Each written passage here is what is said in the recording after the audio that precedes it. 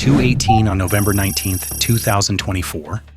Deep inside Russia's Bryansk region, night vision feeds flicker as a logistics site goes from routine to ruin in seconds.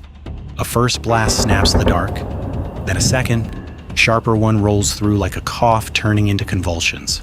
Classic secondary detonations, the kind that turn a storage point into a chain reaction.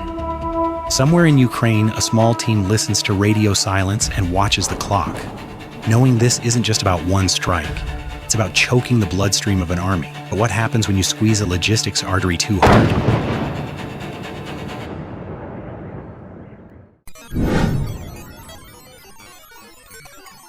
The Bryansk region sits well behind the front lines, but in modern war behind no longer means safe.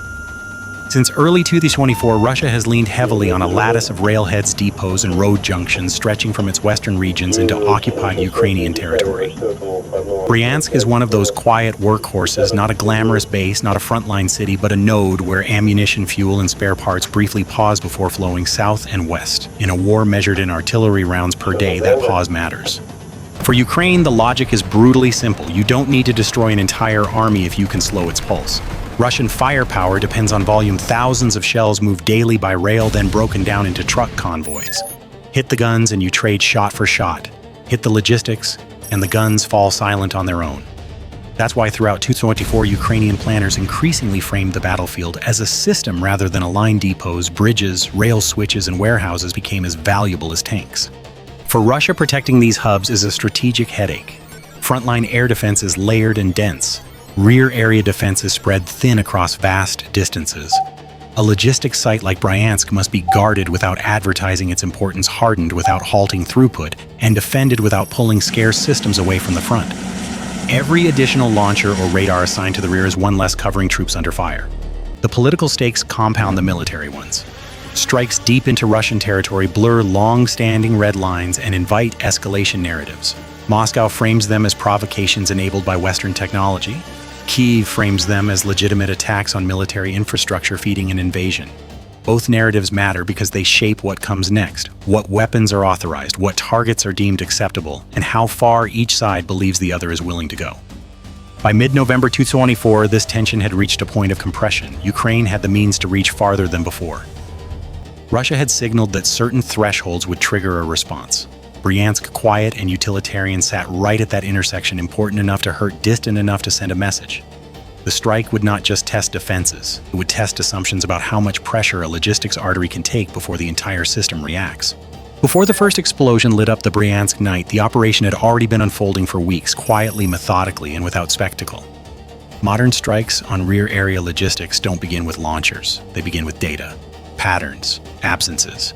Small, almost boring details that only become lethal when assembled into a whole. From Ukraine's side, the picture was built layer by layer. Commercial satellite imagery, updated daily, revealed subtle rhythms. Rail cars arriving at the same siding every 48 hours, trucks queuing longer on certain nights, temporary storage areas expanding and contracting under camouflage netting. None of this screamed high-value target on its own. Together, it suggested a hub under pressure, moving large volumes quickly and therefore vulnerable if disrupted at the wrong moment. Signals intelligence filled in the gaps. Increases in encrypted radio traffic around specific time windows hinted at scheduled transfers.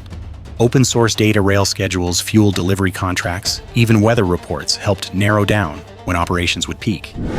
The goal was not just to hit the site, but to hit it when the consequences would cascade, when stocks were concentrated, when replacement routes were least ready, when disruption would echo forward for days. Inside Ukraine, a small planning cell worked through the implications. A deeper strike meant more than accuracy, it meant timing. Miss by minutes and you burn empty sheds. Hit on cue and you trigger secondary detonations, the unmistakable sign that logistics, not just structures, have been struck. The planners knew what that would look like on infrared feeds, one bloom then another, then the telltale rolling flashes that no fire alone can explain. On the Russian side, there were precautions but also constraints. Rear area defenses rely on warning time. Unlike the front, where radar coverage is continuous in dense regions like Bryansk, depend on a patchwork of sensors and patrols. Camouflage reduces visibility from above, but it doesn't erase heat signatures or traffic patterns. Dispersal lowers risk, but slows throughput. Every defensive measure trades efficiency for security, and logistics systems are built for efficiency first. As November 19th approached, both sides sensed pressure building even if neither could see the full picture. Ukrainian teams waited for confirmation that the hub was full. Russian operators followed routine, trusting that distance still provided a margin of safety. In modern war, that margin is thin and often invisible until it collapses. 0218 turns into motion. From Ukraine's perspective, the moment is almost anticlimactic. There is no roar, no visible launch, just a sequence of confirmations ticking off on a checklist. Coordinates locked, timing window open, final authorization passed down a narrow chain.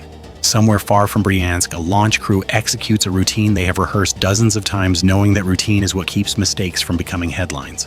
Minutes later, the logic of the strike arrives before the sound does. Russian sensors pick up anomalies fast, high-energy objects entering coverage from unexpected vectors.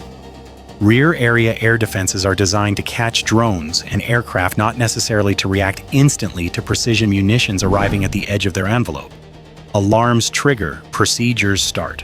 But procedures consume time, and time is the one resource a logistics hub cannot afford to lose.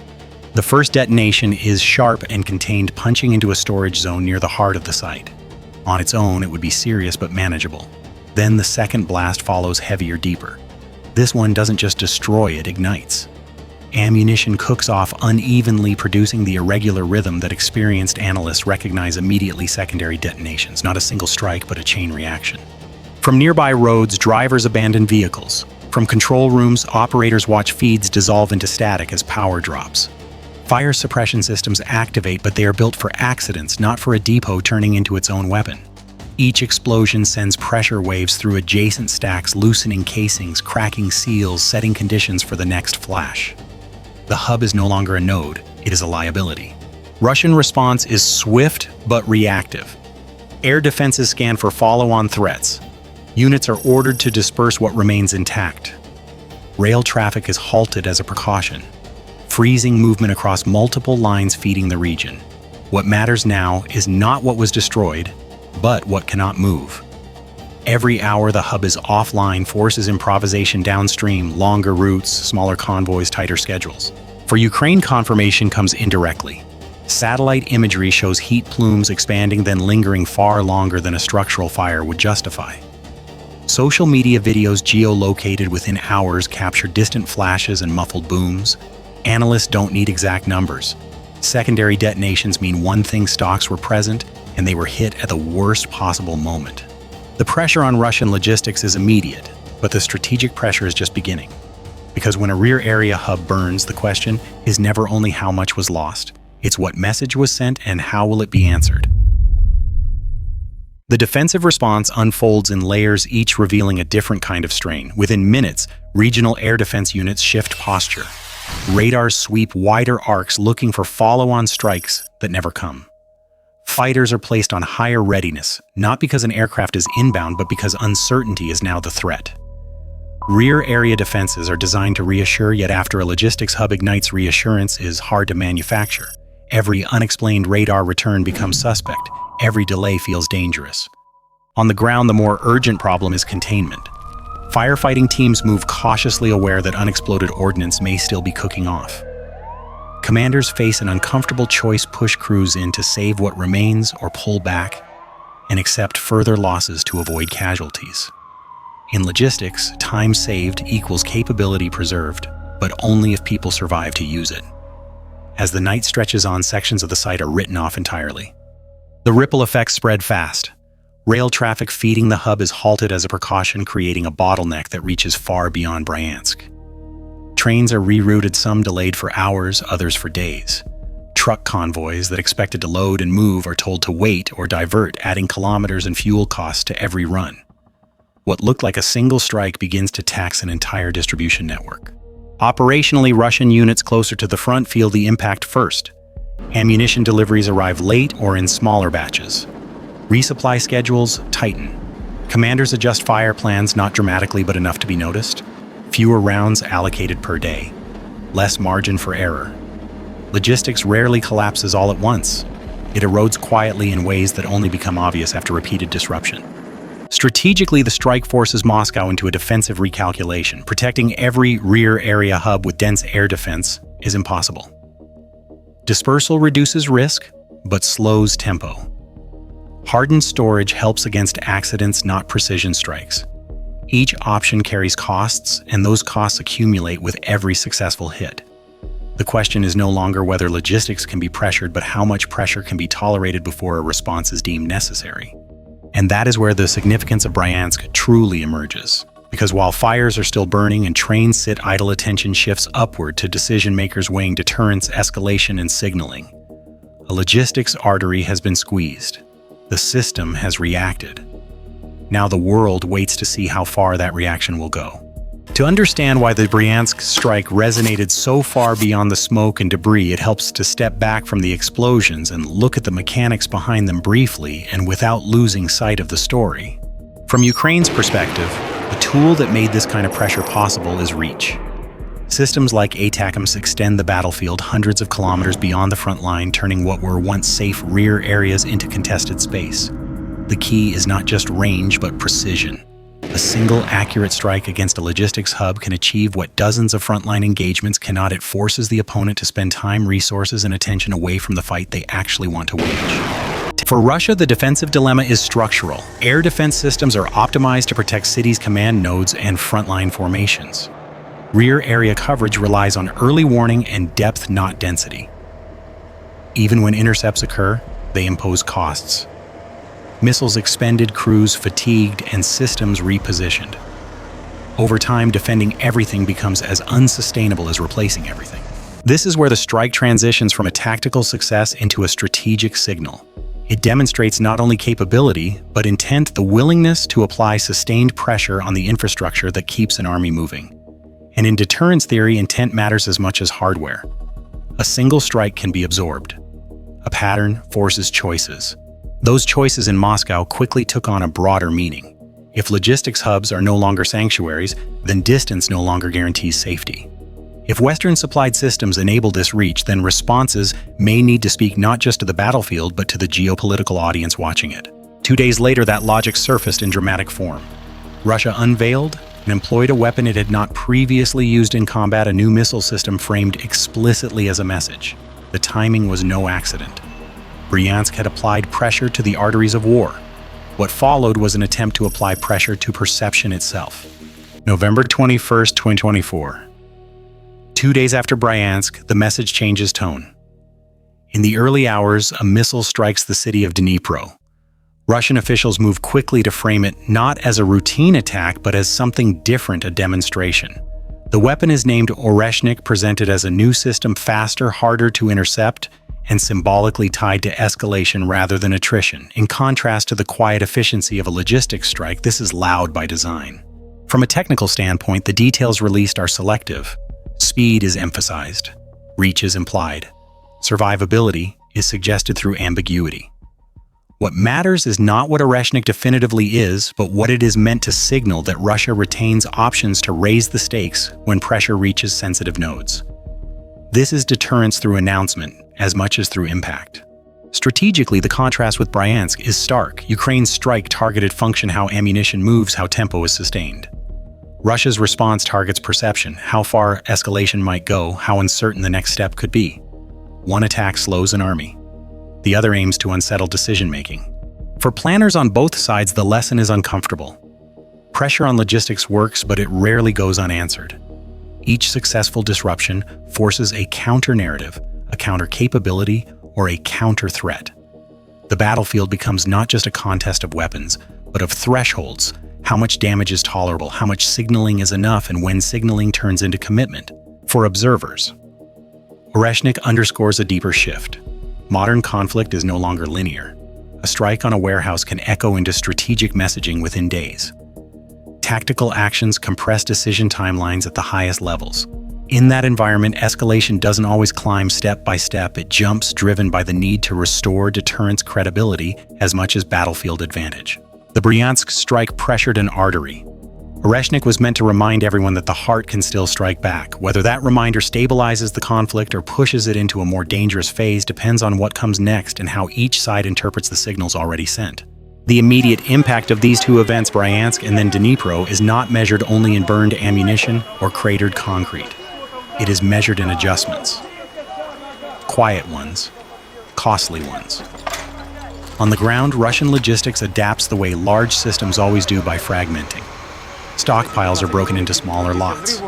Routes multiply. Convoys run less predictably, often at night, often with longer gaps. This reduces the risk of catastrophic loss, but it also slows everything. More drivers, more fuel, more coordination. Each layer added for protection becomes friction. Over weeks, that friction translates into fewer shells at the front, tighter rationing, and less flexibility for commanders who once relied on volume to compensate for uncertainty. Ukraine, meanwhile, absorbs a different lesson. Striking logistics delivers leverage, but it also accelerates escalation cycles. Every deep strike sharpens the debate over thresholds, what is allowed, what is tolerated, and what triggers a response meant for audiences far beyond the battlefield. The calculus becomes as political as it is military. Pressure must be applied carefully, rhythmically, without handing the opponent a pretext they can exploit more effectively than the damage inflicted. For the wider international audience, the sequence offers a preview of how modern wars may increasingly unfold. Precision weapons do not just destroy, they communicate. Logistics hubs become pressure points not because they are glamorous, but because they sit at the intersection of efficiency and vulnerability. Missiles like Oreshnik, whether revolutionary or incremental, become symbols in a narrative contest over resolve and restraint. The central lesson is this: wars are no longer decided only where soldiers meet. They are shaped where supplies pause, where decisions hesitate, and where signals are interpreted under stress. Bryansk showed how fragile the arteries of war can be. Oreshnik showed how quickly the response can move from infrastructure to intimidation. As technology extends reach and compresses reaction time, the space for miscalculation grows thinner. Each strike, each announcement, each demonstration carries weight far beyond its immediate effect. Understanding that chain pressure response perception is essential not just for analysts and planners, but for anyone trying to grasp where this conflict is heading. For now, the smoke has cleared in Bryansk and the message has been delivered in Dnipro. The question that remains is not what happened, but how the next signal will be read. What ties Bryansk and Dnipro together is not geography, but logic. One strike squeezed the machinery of war, the other sought to reshape the psychology around it. Together, they reveal a conflict increasingly defined by systems thinking where pressure is applied not only to forces in the field, but to the networks, assumptions, and perceptions that sustain them. The attack on the logistics hub demonstrated how vulnerable modern armies remain when efficiency becomes a liability. Concentration saves time and fuel until a single hit turns that concentration into a multiplier of loss. The response with Oreshnik, by contrast, illustrated a different imperative when functional pressure mounts, signaling escalates. Speed, novelty, and ambiguity become tools intended to restore deterrence, even if their practical battlefield effect is limited. For military planners, the takeaway is sobering. Rear areas are no longer rear. Logistics is no longer a background function. Every node is a potential battlefield, and every successful disruption invites a reply that may not mirror the original action but leap to a higher rung of the escalation ladder. Managing that ladder, deciding when to climb, when to pause, and when to step back has become as critical as any tactical decision. For the international community, the sequence underscores how quickly localized events can ripple outward. A strike on a depot can influence weapons policy debates. A missile demonstration can recalibrate threat perceptions far beyond its target. In this environment, restraint and clarity matter as much as capability. Ambiguous signals may deter, or they may invite misreading at the worst possible moment. Bryansk pressured an artery. Oreshnik pressed on nerves. Neither act on its own decides the war, but together they map the terrain of modern conflict, interconnected, accelerated, and unforgiving of error. As technology continues to extend reach and compress time, the margin for misunderstanding shrinks and the cost of getting signals wrong rises. Understanding these dynamics is not about choosing sides. It is about recognizing how wars now function, how they escalate, and how they might one day be contained. That understanding is the first step toward anticipating what comes next. Bye for now.